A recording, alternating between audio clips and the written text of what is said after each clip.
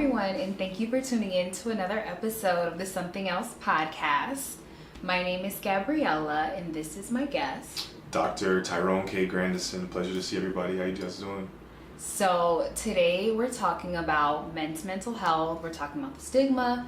We're getting into that topic. So that's what we're going to be doing today. But before we get into that, of course, we already know what time it is. It is the affirmation of the week. These are by Intelligent Change, sponsors if you see this. So this one says, every day I am learning and growing. These are really good. I love these. Very fire. First time I've seen these. Pretty cool. They're really good. Do you know they have they came up with the 5-minute journal? Oh. Yeah. Okay. They were like, I don't know, like 40 or 60 bucks. I was like, $60 for some affirmation cards. Why not? At that point, tattoo it. It's a great reminder. So, first of all, I kind of want to get into kind of like how you got into like the mental health space. Mm-hmm. Like, how did you stumble across this profession? Yeah, it's a great question. I think, kind of growing up, I was good at a lot of different things. Mm-hmm. Very athletic, played a lot of different sports throughout my life. Mm-hmm. And truthfully, what really did it was my freshman year of college, I got really sick. I had a partial brain infection from a dental procedure, which is crazy. Okay. Yeah, that is crazy. Which made me stop playing basketball. And afterwards, I literally almost died at that time. Mm-hmm. And afterwards, as I started to get better and I realized that athletics was something that I might not be able to pursue at the time, I was just trying to figure out like what I felt like I was naturally good at. Ever since I was young, I really did have a good gift of communication, being able to talk to all different types of people. And that's what kind of had me start to research. I'm like, okay, how can I utilize that skill set of communication? Mm-hmm. Friends would ask for advice and things of that sort. And that's what kind of made me realize, all right, I'm already giving advice for free and doing this and doing that and helping people through situations. So I'm like, all right, what profession adds into this essentially? And that's kind of how I stumbled upon it. So, yeah. Yeah. That, I think you mentioned you had like a partial brain infection, was it? Yeah. So do you think that kind of experience really resonates today? Like when you're speaking with your clients, did that build more empathy as far as you dealing with what you deal with now? I think what it did for me is it made me a lot more aware as an individual in a sense. A lot of the time, I always when I work with people, it's just there's a clear difference. I think at times, everybody has their own experiences. Yeah. But when you have a real near-death experience where you actually almost die, it puts a lot of things in their perspective for you, and it's just okay, I don't have to be here right now. Tomorrow could be a different day. Who knows? Whatever any situation could end up being in a sense. So, that really put things into perspective for me for a change. And I was just like, you know what? And it just made me so much more aware of a lot of things that were happening around me, other people's positions, things that they've been through and things of that sort. So yeah, that's what I'd say. I want to say, especially as a male, a black male in the mental health space, you're like a unicorn. But as we kind of get into the conversation around men's mental health and the stigma, where do you feel like the stigma comes from as far as surrounding men's mental health?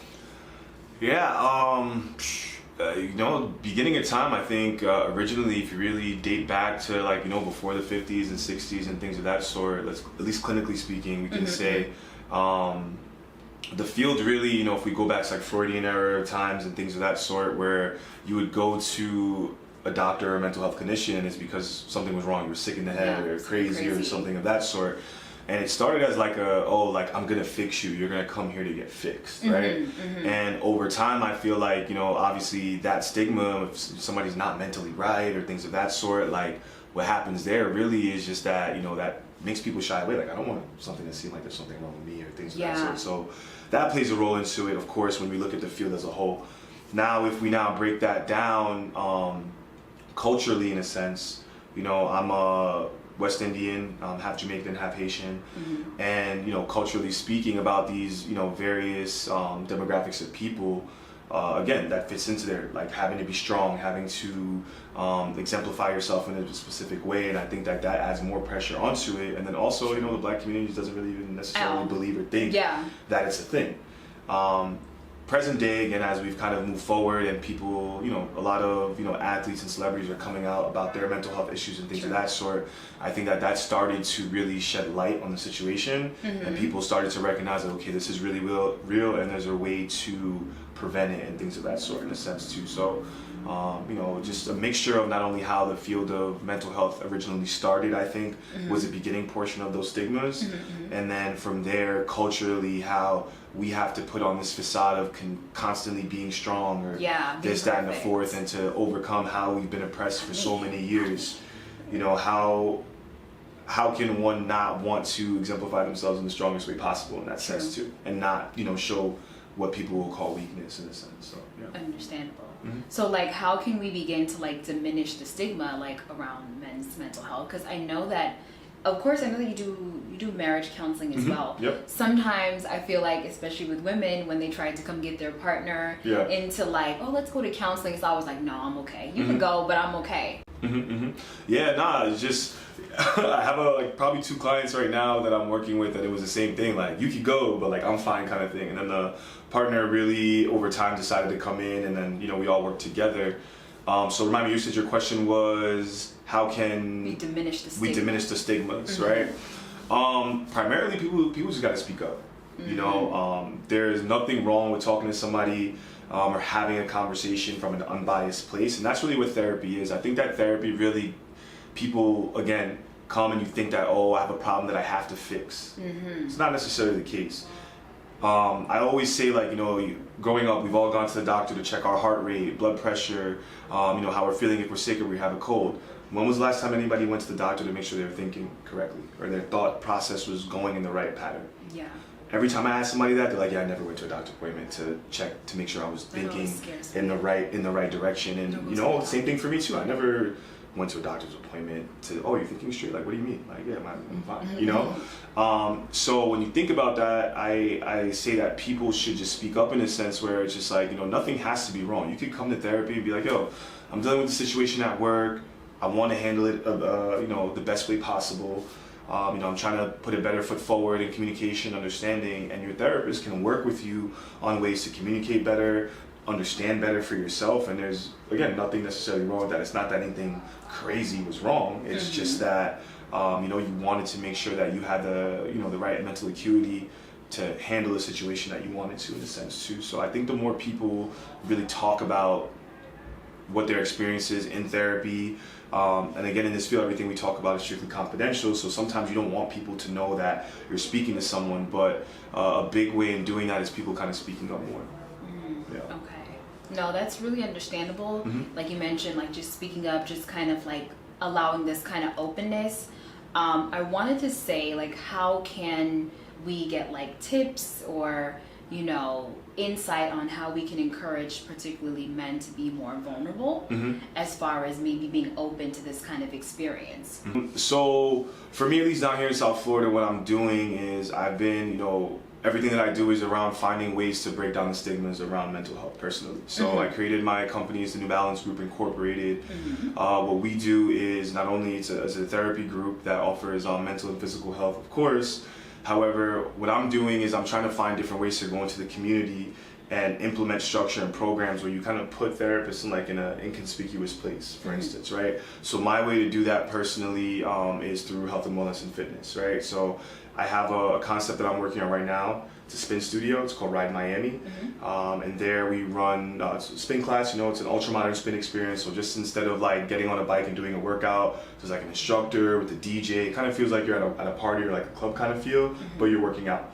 After the group, we have our after the class we are having like talks, for instance, where people can kind of talk and decompress, whether you talk about your work day, things that are going on for you personally in life. And what that does is it kind of gets people in the mood of just like having group conversations with people.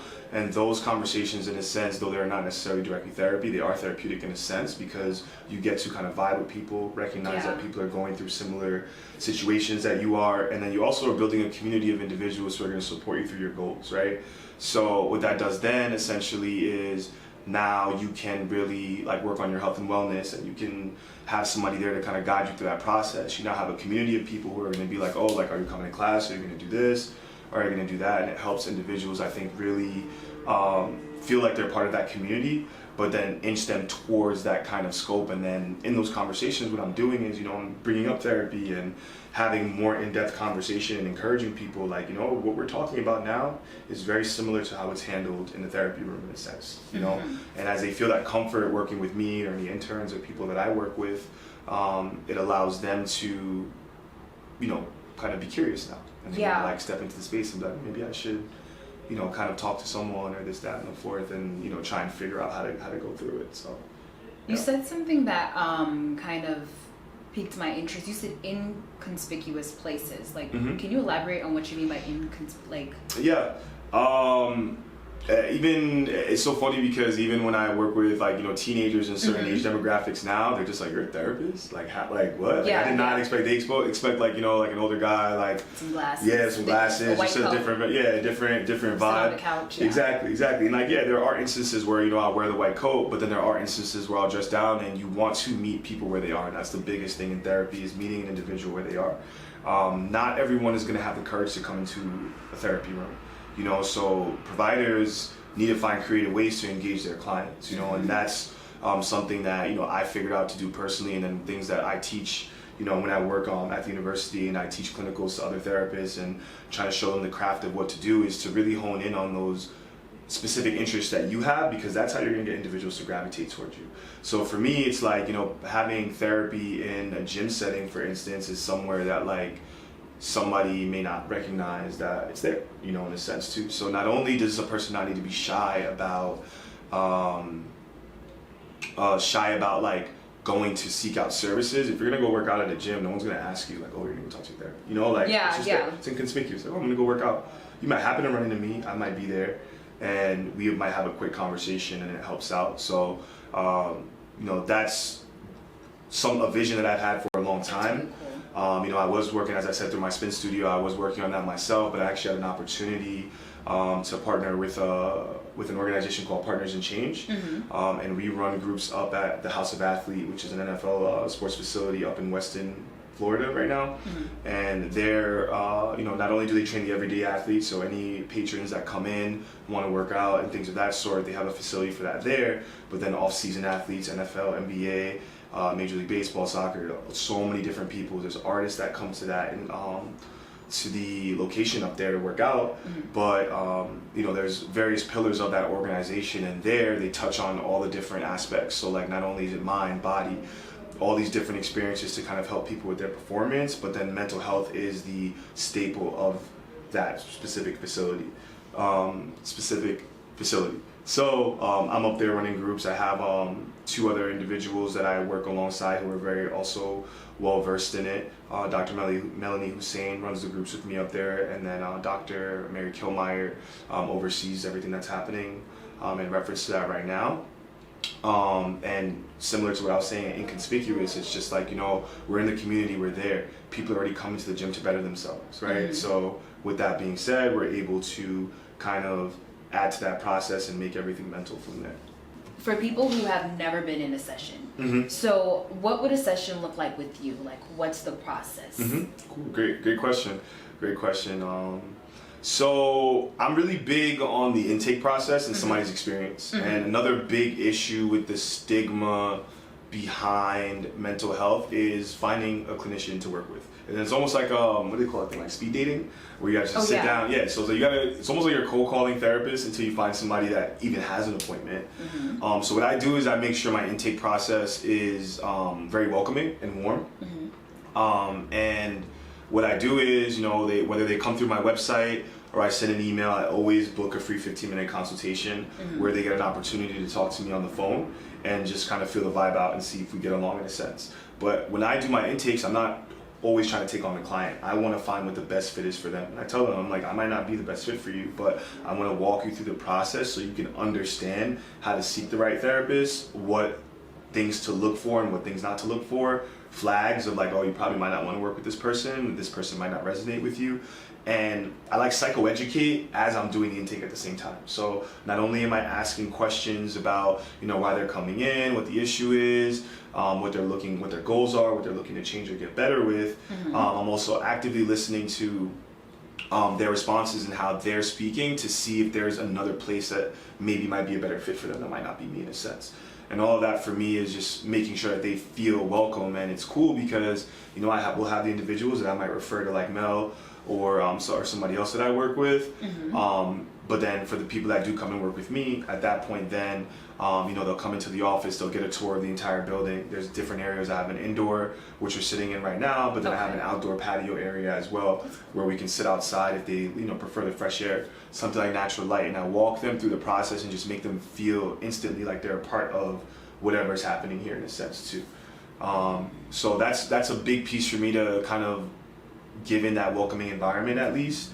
And then, you know, from there, I really just, again, meet them where they're at and I let them know it's like, you know, yeah, I'm the professional in the room. Some therapists take an expert stance, but if I just met you, there's no way I can be an expert in your life.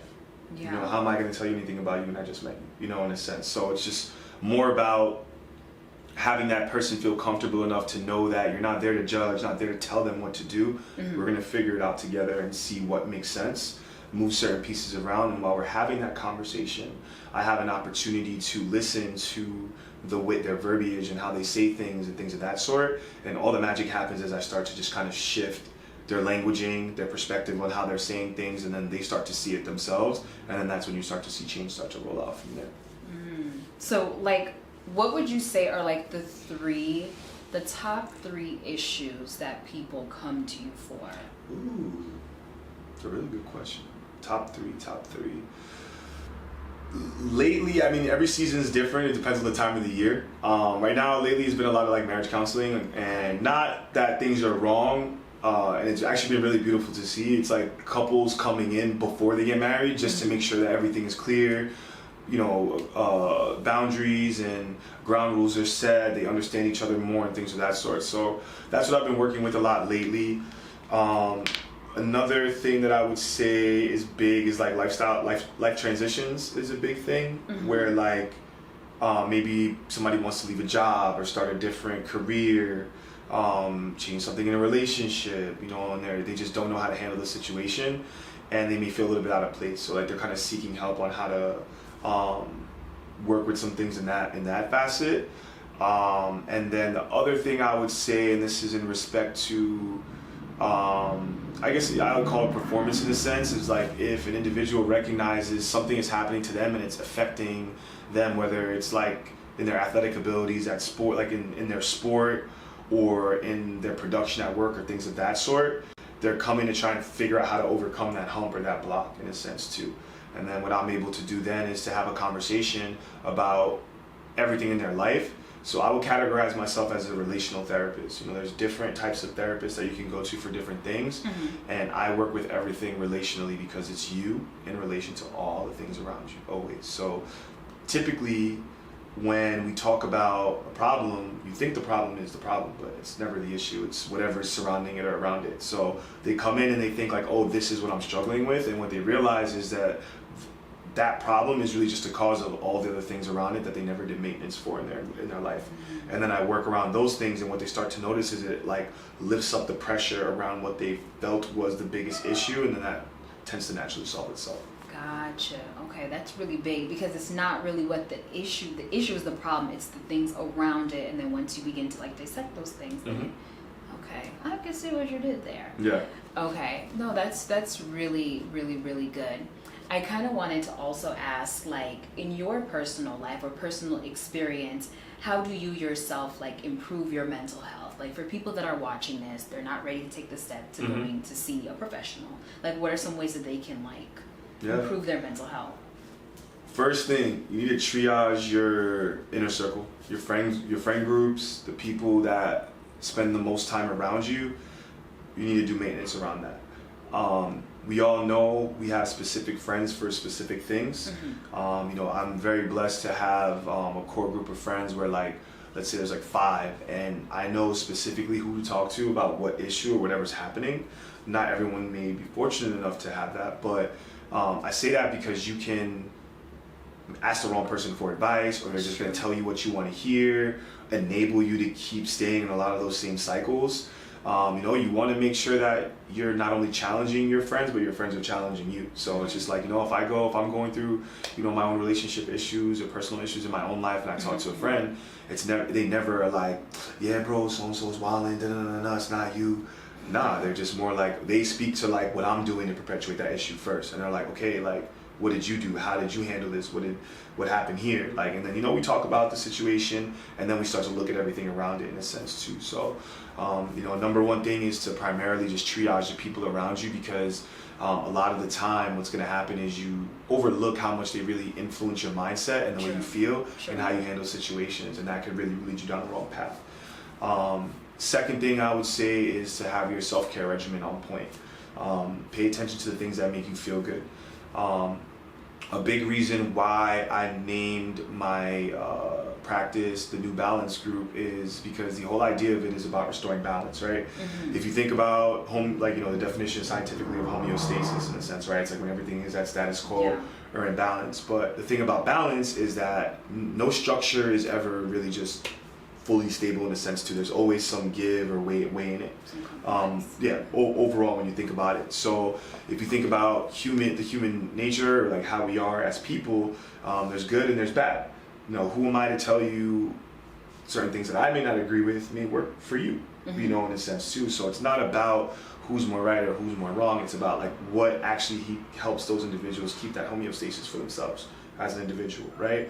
So I bring that up because when I say like pay attention to the things that make you feel good, we live in a world where let's be honest, people are experimenting with drugs, they're doing this, they're doing that, and everyone is going to have their own viewpoint of how to handle a lot of those different situations, right? True. And this comes up because I do work a lot, with artists and athletes and things of that sort, and this is a part of the lifestyle and things that are there in a sense too, but what it is, I bring it up in a sense where it's like you have to understand how you're utilizing things in moderation in a sense too. So you want to put yourself in effective environments that make you feel better. Some people, they get into hard situations, they want to go out and drink and party with their friends, but then the next day you feel like shit, right? Yeah. At the end of the day, you feel the same way. Yeah, it's like it doesn't take away the instance, but like maybe if it's okay to go out and enjoy libations with your friends and have a couple of drinks and talk about certain things that are happening in your life. I'm not going to take that out, but okay, what else can we add that is going to keep that balance? If you're going to choose to do that, how are you pouring into yourself in a health and wellness tip? Are you working out? Are you going for a run? Are you going for a walk? Go sit by the water. Figure out what it is that you can kind of balance out all the things that you like, but without pulling away attributes of you that you really thoroughly enjoy in a sense. I think that really helps people kind of stay stable. And for me, I spend a lot of time by the water. Like the ocean for me is like what gives me like ultimate peace. If I could see water, hear water running, for me that just gives me so much calm. So if I'm ever going through tough times, I try and go there and I find a space where I'm able to gain a little bit more mental clarity and kind of ground myself there. And then from there, then I can think more clearly and make more clear decisions on whatever I'm dealing with at that time. So I would say that's a big thing, is to just be again, the balance of the things that you guys are choosing to utilize to keep yourself in a good space. And then if I had to say one more, so I said be mindful of your friend circles, self-care regimen. Let me think of another good one. I don't want to go shit to you. I'm like, yeah, go to therapy, kind of thing. No, it's like, find someone to talk to as well too. There is a huge power in therapy in a sense, because the biggest thing is it's unbiased advice. Not everybody is capable of giving advice in an unbiased way. That's true. They're gonna put their bias in. My friends ask me for advice. I'm like, are you asking Tyron your friend or Tyron the therapist? Like, who are you trying to talk to right now? And we'll laugh about that kind of stuff too, but I've always been an individual like that. I've always tried to lead or give direction in a way that wasn't necessarily coming from my own personal bias or what I think. It's based off of what the situation is right there. Then after that, what I would do is, that's when I input my expertise. At that point, when we look at everything for what's level and what's fair at that point, then I could say, in my experience, from what I know or the things that I've studied or this, that, and the fourth, this might be a better way to handle this situation or what we're dealing with. However, I understand the way everybody's looking at it. So it kind of just keeps the playing field even and allows people to exercise their voice in a different way. And I think that putting yourself in an environment with like-minded people who can supply that for you is really important, so you can get better at that as an individual. Gotcha. Okay, I really, really like that. One last question. Mm-hmm. For someone who's probably stumbling across this from whatever parts of the world, if they're going through a tough time or just going through like a challenging life change, what's one word of encouragement you would like to give them? Somebody who's going through a tough time or going through a tough life change, what is one thing that I want to tell them? It may seem so basic, but I really do try and keep it simple. Every day is a new day. Every single day we wake up and we get an opportunity to start fresh. Yeah, there's some things that you've been going through that are still going to linger and be around in situations that you might need to handle. But truly, you get a fresh start every day, and I think that's the beautiful thing about life. In a sense, no matter what I'm going through emotionally, mentally, physically, this, that, and the fourth, no day is ever the same. True. Similar, may do the same things, but that doesn't. There's some aspect of every single day that changes, right? Mm-hmm. And now, if I relate that to a therapeutic modality, a lot of the times we talk about, let's say, being in a cycle, stuck in the same. Oh, I wake up, I go to work, I do this, I brush my teeth, I do the same thing over and over again. It's a new cycle. But as you take the time to break down that overall cycle, when you're looking at the big picture, mm-hmm. If you go from a macro level to a micro level, what you recognize, there is something in that day that you did differently. Mm-hmm. Something different happened. You saw a different car, different bird flew by, something different. Always start at whatever that difference is or that change is, and that is how you start to build and create a new cycle. And then from there, if you seek out some advice from a mental health professional, whatever else have you, they should be able to take that information and help you create a new cycle for yourself, and one that's more healthy and feels better and will keep you pushing. So, yeah. I like that. Thank you so much for taking the time out to come on the Something Else podcast. Definitely. Guys, I hope you enjoyed this. You know where to find us: Spotify and Apple Podcasts, and YouTube, of course. Like, comment, and subscribe to the Something Else podcast. Would you like to share your socials? Yeah, for sure. You guys can follow me on Instagram. My handle is @BetterCallTyrone. Thank you for Erica Badu for giving me that right there too. But yeah, @BetterCallTyrone on IG, and then my company page is The New Balance Group, so @The New Balance Group as well. And that's where you'll be able to catch me online. Thank you guys so much, and I will see you in the next episode. For sure. Thanks. Later. Bye.